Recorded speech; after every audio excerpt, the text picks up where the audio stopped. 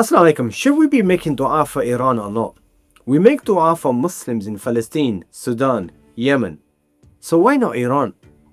Be honest, when was the last time you actually heard a dua for them in our masajids? Mosques, imams, scholars are silent on Iran. Or are they?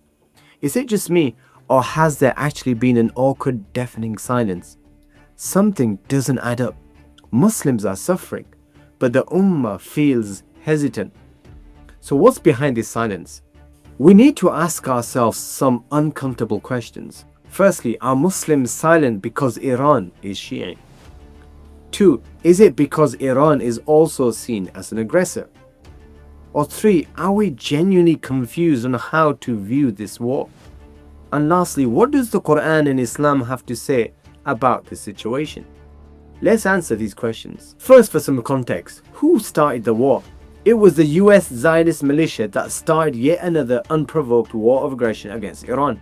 That is after their previous 12-day attacks in June 2025. 34 days of US imperial and Zionist bombardment of Iran. Thousands of innocent people have been killed, including hundreds of school children. No authorization under UN Charter, illegal under so-called international law, and once again highlighting the sheer hypocrisy of the West. The aim is to destroy Iran's strength entirely, not merely the regime, but all capacity for power, even if that leaves the country in civil war and chaos. Hence, infrastructure, vital services like energy and water systems have all been bombed.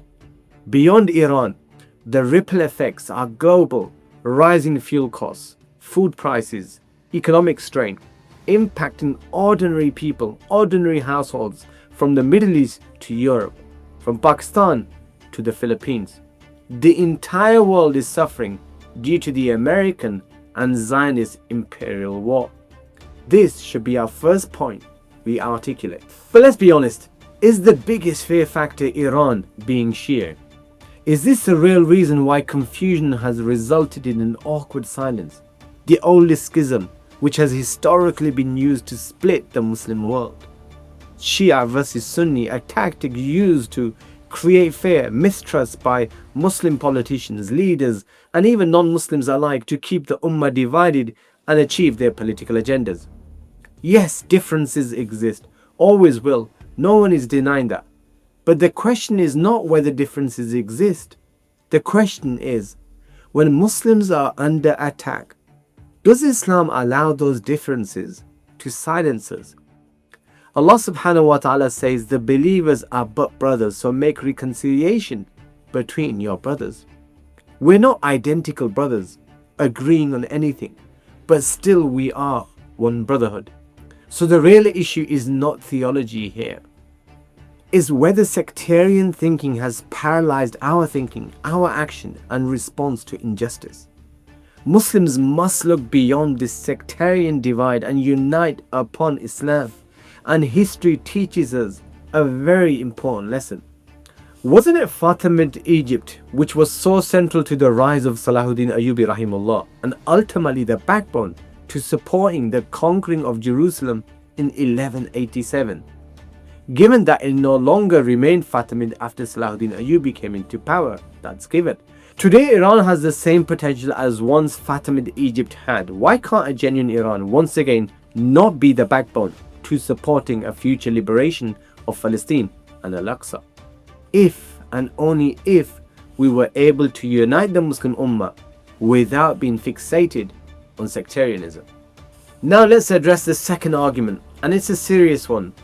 Many Muslims point to Iran's role in Syria, Iran's support for the brutal dictator Hafiz al-Assad, Bashar al-Assad and co. They point to Iraq and the Iranian influence over the military factions there, Yemen, the backing of the Houthis, and the killing of Iranian civilians. Recently, we saw that the regime has faced severe accusations of attacking its own people during domestic unrest, conflicts which have led to the massacre of hundreds of thousands of Muslims. Politically, it is well known, Iran has long played a double game. publicly condemning America while privately cooperating intelligence to Washington against the Taliban in Afghanistan, and supported American in Iraq through Iranian-backed militias. So the question becomes, why make dua for a state involved in such oppression? And that concern is valid. But here's where we need to clarify. Are we making dua for the Iranian government and regime, or for the Iranian people? Because when bombs fall, they don't ask about your politics. They hit homes, families, children. And Allah subhanahu wa ta'ala states in the Quran, and what is wrong with you that you do not stand for the oppressed? The mi'yar, the criterion here is oppression, not political alignment. So we stand against the oppression of American Zionist imperial war machine against the Muslims of Iran. And we must separate the people from their tyrannical regimes. The Iranian people did not deserve this attack. As for Iran's attack on the Gulf states, Saudi Arabia, UAE, Qatar, Bahrain, Kuwait, the uncomfortable reality is that they all host US military installations and bases. The United States has stated unequivocally that these states have been providing substantial assistance to its military operations against Iran. And none of these governments have condemned the attacks on Iran, expelled the forces operating from their territory, or severed the alliances enabling the aggression. Any of their public claim of being neutral is clearly disingenuous. So we have to ask, are they actually really victims, or are they perpetrators supporting aggression against the Muslims of Iran? So that leaves us with the question, what does Islam require from us here? What does it say about the Sunni-Shia rift? Can these differences ever be resolved? Firstly, the Muslims are one ummah, distinct to all others. Allah subhanahu wa ta'ala tells us in the Quran, indeed this your religion is one religion, and I am your Lord, so worship me. We are one ummah, distinct from all other people. Islam is what binds us. Islam is our identity. Islam is our bond. Islam doesn't recognize Shia, Sunni schisms or divides. Historically, as is the case today, the ummah must look beyond this division to rally together as one ummah once again, against an external aggressor like a crusader force, as it did in the past. Like Salahuddin Ayyubi rahimullah rallied the warring factions of the Muslims during his time along similar lines to what we see today. Secondly, the ummah must be united politically under the caliphate with one khalif.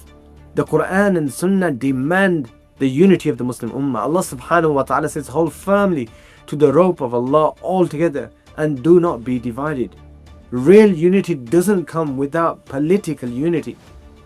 Like Salahuddin Ayyubi rahimullah, who rallied the ummah under his single political Islamic leadership, away from the disparate Muslim political factions who were fighting each other until then.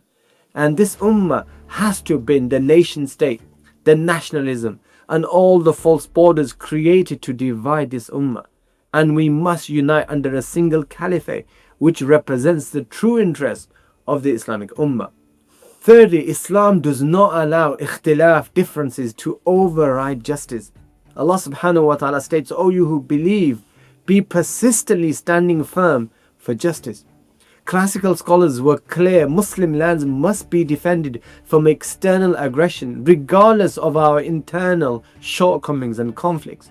So the question is not, do we agree with Iran? The question is, do we stand against oppression when we see it? And Islam commands that we stand for justice and against oppression.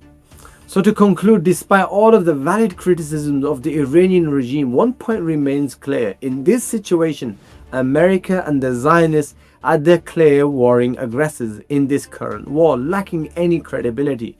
This is yet another wake-up call for the Muslim Ummah.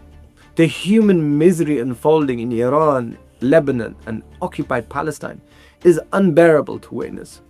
And this is not just about Iran. This is about us as an ummah.